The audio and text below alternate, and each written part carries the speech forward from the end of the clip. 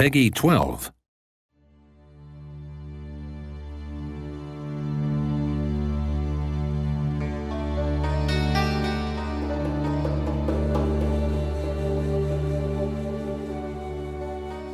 My name is Thomas Johansson, and I'm the project lead for Europa Universalis IV, and I'm going to tell you a little bit about our upcoming expansion called Wealth Nations. The main focus is trade, and one of the things that makes trade great for me is that it really drives directions for conflict, and that's really something that we want to strengthen further. So with Wealth Nations, we want to give the player more tools to create conflicts. First of all, we're going to allow you to fabricate a reason for a trade war. And then we're also changing how trade wars work.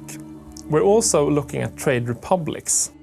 I mean, merchant republics in EU4, they had lots of cool bonuses, but they were always a bit weak because they're really small, like the nation of Venice, for example, that just has a coastline. So we figured that, why keep these people around? So we're actually giving them another new bonus. If a merchant republic trades in an area where you own provinces, that's not just a loss for you.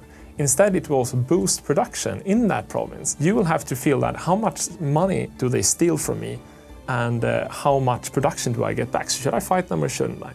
Another really interesting thing that we're adding for Wealth Nations. In history, people hired privateers to go out and hijack other people's ships, and we figured we can have this too. We added a new mission that you can use your trade ships for that's called privateers. And you send them out on a mission like you do with a trade mission, but instead you send them on a privateer mission. That means that you're not getting so much money, but they're going to be worth about 1.5 twice as much trade power that used to be. So it's a great way for a small nation to hit a bigger nation's trade above their weight, so to speak. Or if there is a part of the map where you can't direct trade back home to you, then that's also something you can do, right? And the final thing I wanted to mention is that we're going to do something called trade companies. And in the previous expansion, in Conquest of Paradise, we added colonial nations where a colonial nation was independent and could create problems for you. They expanded on their own. And we want to do something different with trade companies. So trade companies is something that you have in places like Africa and East India and India and these kind of places where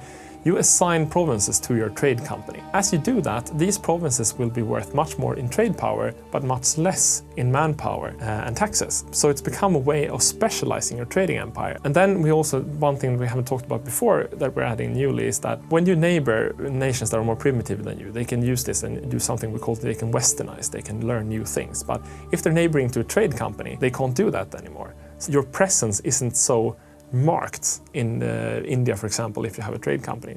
Like I said, we have mostly trade, but we try to put in other interesting things in our expansion that we feel the game is needing. And what we're doing now is we wanted to make it a little bit more interesting to play nations in India. So what we're doing is that we're adding lots of new events for Indian nations. So if you play a Hindu ruler, you're going to get much more local feeling to the whole thing. And we're also adding a specialized mechanic for the Hindu religion, where you can actually choose which deity to follow, and that's going to have effects on your country.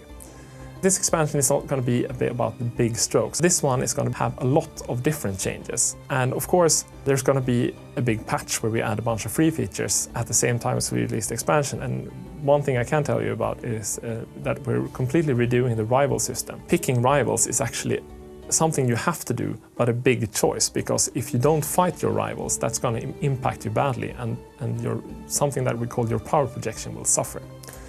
The Wealth Nation is going to make trade much more interesting, but it's also going to change the way people play EU4 in a lot of aspects.